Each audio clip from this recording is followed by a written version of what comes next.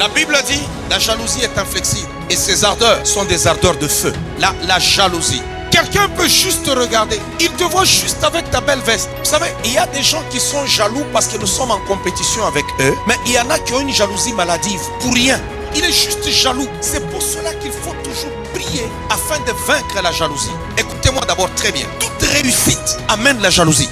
Ne soyez pas naïfs. C'est pour cela que vous devez bien choisir vos amis. Parce qu'il y a des amis jaloux. Il te sourit, mais dans son cœur, il n'est pas content. Tu vas partager avec lui ton succès, mais au fond de son cœur, il n'est pas content. Que Dieu te libère du filet de la jalousie des hommes en ce soir au nom de Jésus-Christ. Des fois, vous souffrez d'une jalousie de famille. Vous pouvez naître dans une famille où il y a la jalousie. Dans la famille de Jacob, ils étaient jaloux de leur frère jusqu'à aller le vendre.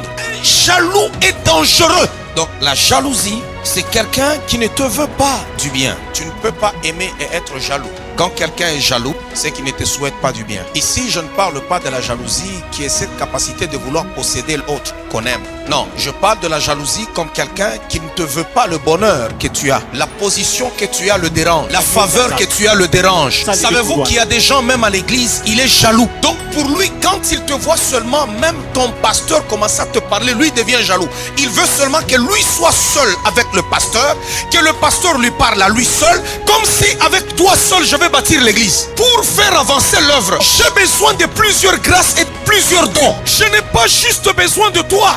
Il y a des gens, quand il aime son pasteur, il veut que le pasteur soit lui seul. Tu peux m'aimer, ce n'est pas mauvais, mais je ne peux pas seulement être avec toi. Il y a des gens, quand tu parles même, tu dis, je ne sais même pas pourquoi est-ce que lui là, et tout ça. Toi, tu ne le trouves pas utile, mais moi, j'ai besoin de sa capacité. C'est comme ça qu'il y a des pasteurs qui n'ont pas l'expérience, qui se sont retrouvés pris au piège avec certaines personnes, qui ont pris le pasteur au piège. Il y a des fidèles jaloux qui prennent leur papa en otage. Il ne peut pas parler à quelqu'un. Il y a même des gens, quand on voit que le pasteur de l'église t'approche, automatiquement on commence à te faire des problèmes. Non, il ne doit pas y avoir la jalousie dans la maison de Dieu. Tu ne dois pas être jaloux, même dans la famille. Vous pouvez naître dans une même famille, mais vous n'avez pas la même étoile. Tu peux avoir ton petit frère, il est petit, ou bien ta petite soeur, mais qui a une étoile différente. Je vais vous dire une chose. Quand Dieu élève quelqu'un dans votre famille ou dans votre communauté, sachez que vous allez tous en bénéficier.